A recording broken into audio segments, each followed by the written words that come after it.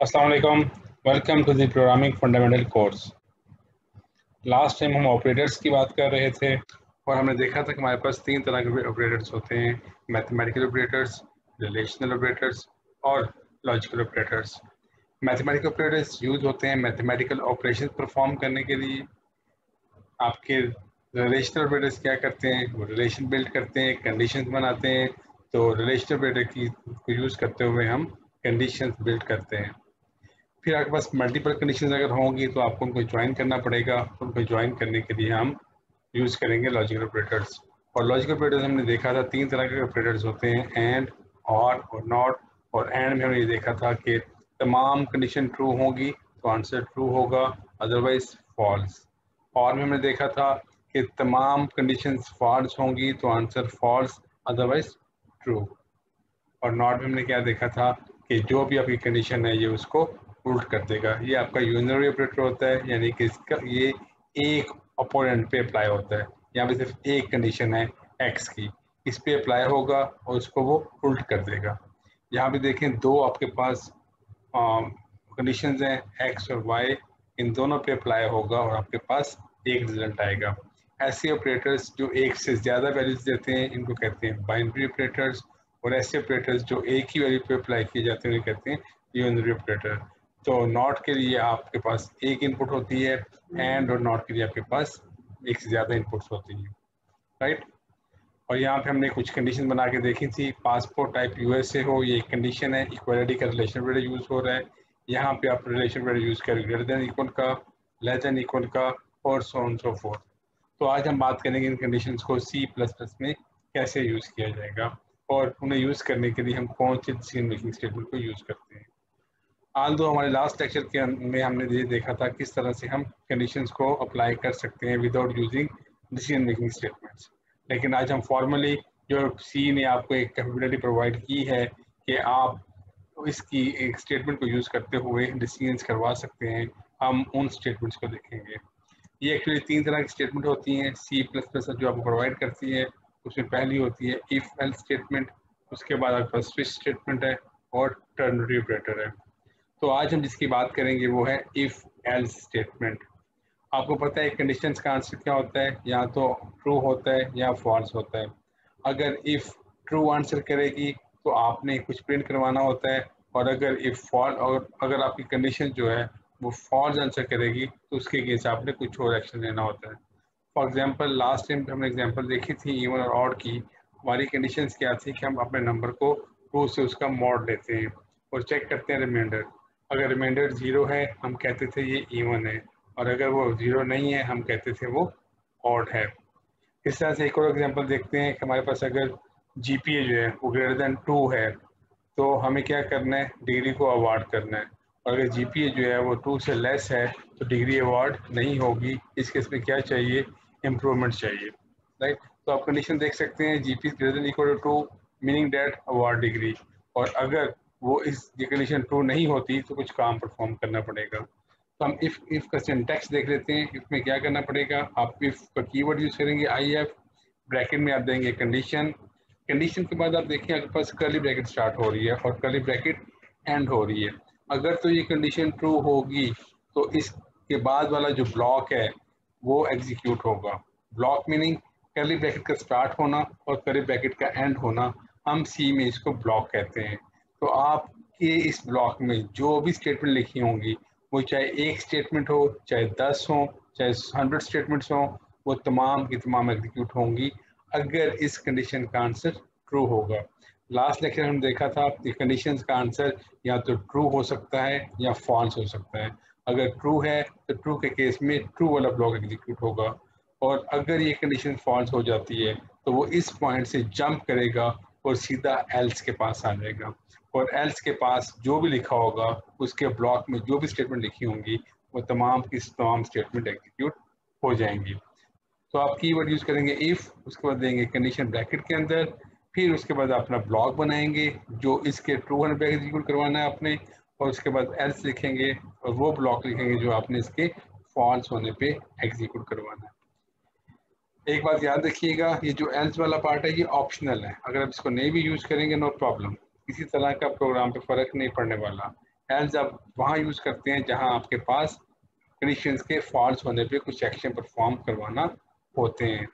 और अगर आपके पास ऐसा कोई सिनेरियो नहीं है कि आपने एल्स केस में कुछ भी प्रिंट नहीं करवाना, तो आप इस पार्ट को इग्नोर कर सकते हैं।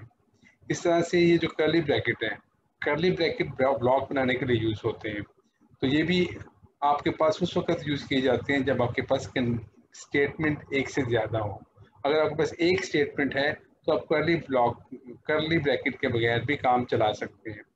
लेकिन अच्छी प्रोग्रामिंग टेक्निक्स, बेस्ट प्रैक्टिसेस ये कहती हैं कि जब भी आप इफ एल्स या फॉर लूप वगैरह यूज़ करें, जब ब्लॉक बनाएं, तो इवन आपके पास अगर एक स्टेटमेंट भी है तो आपके ब्लॉक बना लिया करें। इससे आपके प्रोग्राम की रीडेबिलिटी जो है वो बढ़ जाती है। तो अच्छे स्टैंडर्ड्स ये हैं, बेस्ट प्रैक्टिसेस ये हैं कि आप इनको यूज़ करें। अगर आप एक स्टेटमेंट है यूज़ नहीं करेंगे तो किसी तरह का फ़र्क नहीं पड़ने वाला। हम इसको अपनी एग्जांपल में देखेंगे। यहाँ देखिए मैंने एग्जांपल दी है, if GP is greater than 2, और क्या करे जी, वो डिग्री अवार्ड कर दे, प्रिंट करवा दे। और अगर नहीं ऐसा होता, उससे लेस है, तो क्या होगा, वो लिख देगा इम्प्रूव जीपीए के, अपने जीपीए को इम्प्रूव करो। राइट। इसकी मजीद एक्सप्लेनेशन के लिए हम चलते हैं C++ के पास और देखते हैं कि किस तरीके से हम इसको इम्प्लीमेंट कर सकते हैं। जी, यहाँ पे मेरे पास सी का प्रोग्राम है जहाँ पे मेन फंक्शन है, इसके अंदर फ्लोट एक वेरिएबल लिया, CGPA means cumulative grade point average. I am sure आप सब इससे वाकिफ़ होंगे। ये क्या होता है कि जब भी आप किसी सब्जेक्ट पास करते हैं तो आपको एक ग्रेड पॉइंट दिया जाता है, ग्रेड पॉइंट एवरेज, और आमतौर पर ये आपका टोटल 4 होता है और 4 में से आपको पॉइंट्स मिलते हैं। 50 मार्क्स पे ये 1 होता है, उसके बाद ये इंक्रीज करता जाता है और 90 प्लस मार्क्स के अंदर इसकी वैल्यू आमतौर पे 4 होती है। तो हमने कहा जी 2+2.3 इसकी वैल्यू है इनिशियली। यहाँ हम कंडीशन अप्लाई करेंगे, हम कहते हैं इफ़ CGPA। एक बात याद रखिएगा कि अगर आपके वेरिएबल के अंदर स्मॉल लेटर्स हैं तो उनको स्मॉल ही आना चाहिए। C एक केस सेंसिटिव लैंग्वेज है, अगर आप इफ़ का I बड़ा कर देंगे तो C के लिए ये एरर होगा। तो आपने इस बात का ख्याल रखना है कि C केस सेंसिटिव लैंग्वेज है, यानी स्मॉल लेटर और कैपिटल लेटर में फ़र्क होता है। मैं यहाँ पे अपनी एग्जांपल को यूज़ करते हुए ऑपरेटर यूज़ करता हूँ, क्योंकि CGPA ग्रेटर देन और इक्वल टू 2.2 है। तो क्या करे जी, वो प्रिंट करवा दे। क्या प्रिंट करवाए, सी out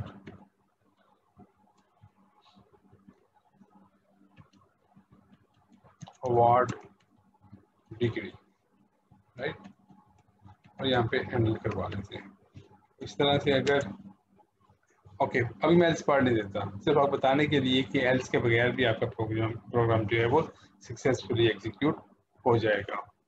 let us compile this programme.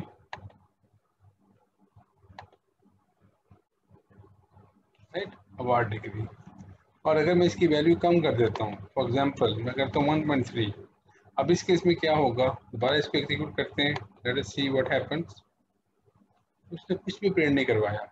इसने यहाँ क्यों कुछ नहीं प्रिंट करवाया और पहले क्यों प्रिंट करवाया था, उसकी रीज़न ये है, यहाँ पे इसमें 2.3 थी जो कि ऑफ कोर्स 2 से बड़ी है, तो ये वाली कंडीशन आपकी ट्रू हुई, meaning that 2.3 is greater than 2, answer is true. तो क्या होगा, वो लिखवा देगा अवार्ड डिग्री। लेकिन इस केस में वेरिएबल में कंटेनर में लिखवाया 1.3, और 1.3 जो है वो 2 से बड़ा नहीं होता।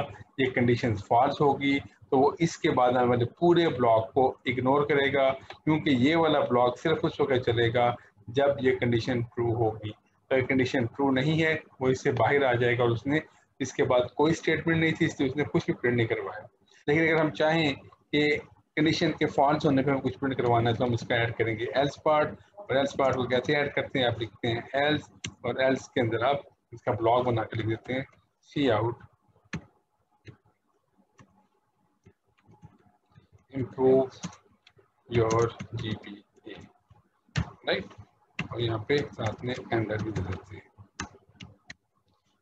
तो होगा क्या जी, इफ पार्ट चलेगा, कंडीशन चेक की जाएगी, कंडीशन ट्रू होगी तो उसके बाद वाला ब्लॉक एग्जीक्यूट हो जाएगा, और अगर ये कंडीशन फॉल्स होगी तो एल्स वाला ब्लॉक एग्जीक्यूट होगा। और इस वक्त क्लियरली नजर आ रहा है कि जीपीए के अंदर वैल्यू पड़ी 1.3, जो कि ट्रू से लेस है, ये कंडीशन फॉल्स होगी। जो ही फॉल्स होगी वो यहाँ पे आएगा और क्या प्रिंट करवाएगा, improve your GP,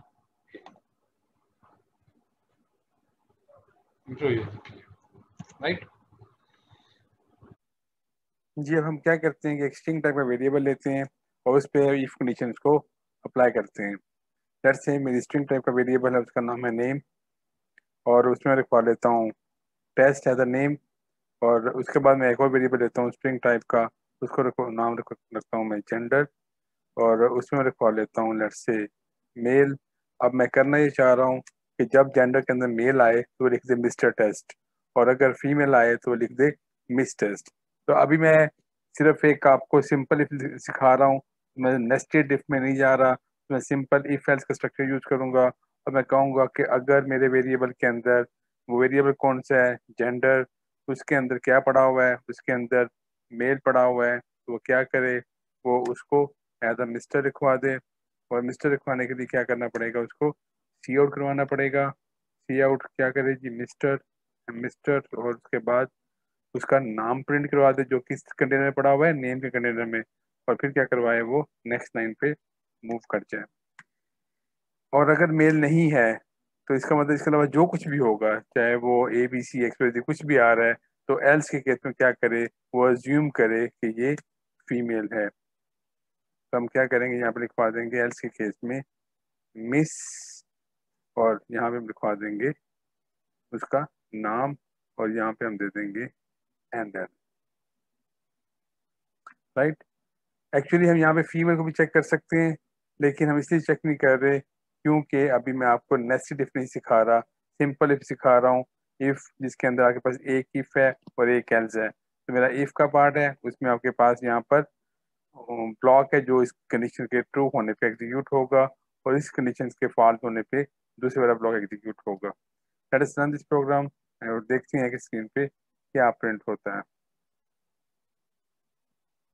mister test, मैं क्या करता हूँ, मैं इसको चेंज कर देता हूँ।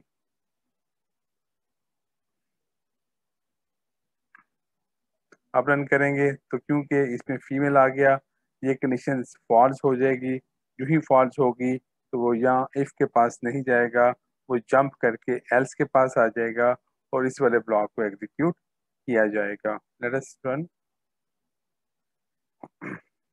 Miss test. अच्छा, अगर मैं एक काम करूं, मैं इसे ऐसे लिखूं, आप बताएं अब क्या होगा, क्या ये कंडीशन ट्रू होगी कि नहीं होगी। इसमें मेल पड़ा हुआ है, यहाँ मेल पड़ा हुआ है, जिन लोगों का ख्याल है ट्रू होगी वो भी कमेंट करें, और जो ये समझते हैं ये कंडीशन फॉल्स होगी वो भी कमेंट में जाके अपना आंसर लिखें, वीडियो को पॉज करके, और अपनी अंडरस्टैंडिंग को चेक करें, राइट। एक्चुअली सी के अंदर या किसी प्रोग्रामिंग लैंग्वेज के अंदर या कंप्यूटर साइंस के अंदर स्मॉल एम और कैपिटल एम दो डिफरेंट चीज़ें हैं। इन दोनों के पीछे एक कोड जनरेट होता है जो उसका एस्की कोड कहलाता है। तो M is totally different from the capital M.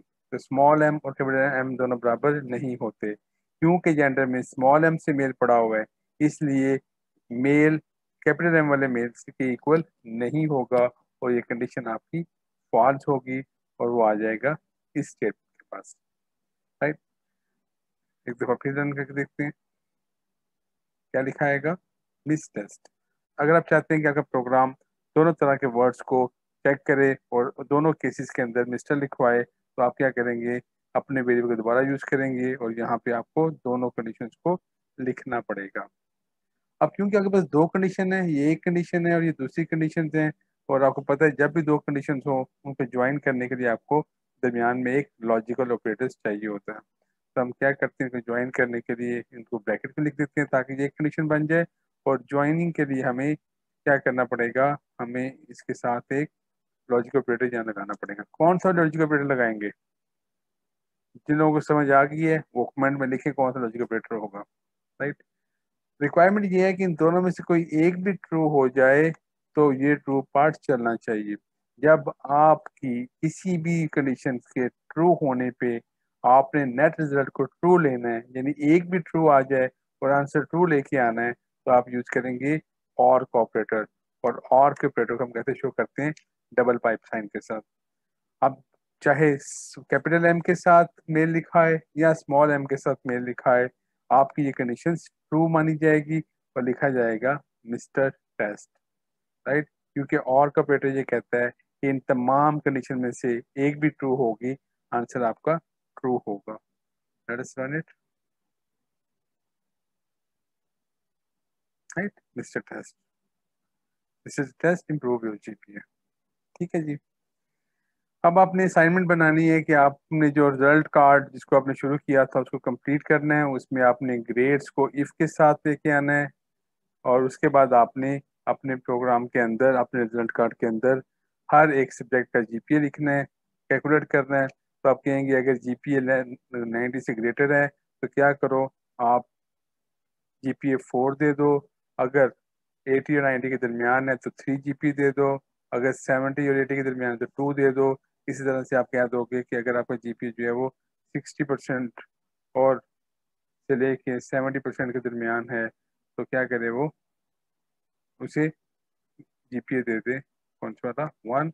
और अगर लेस देन 60 है तब उसे कह दे कि आपका जीपीए जो है वो 0 है, राइट। फिर आपने इन तमाम सब्जेक्ट का जीपीए निकालने के बाद आपने निकालना है सीजीपीए। सीजीपीए कैसे निकलता है, क्युमुलेटिव ग्रेड पॉइंट एवरेज कैसे निकलती है कि आप अपने तमाम सब्जेक्ट्स के मार्क्स को ऐड करेंगे, सब्जेक्ट 1, सब्जेक्ट 2, सब्जेक्ट 3, उसे डिवाइड कर देंगे टोटल नंबर ऑफ सब्जेक्ट्स के साथ।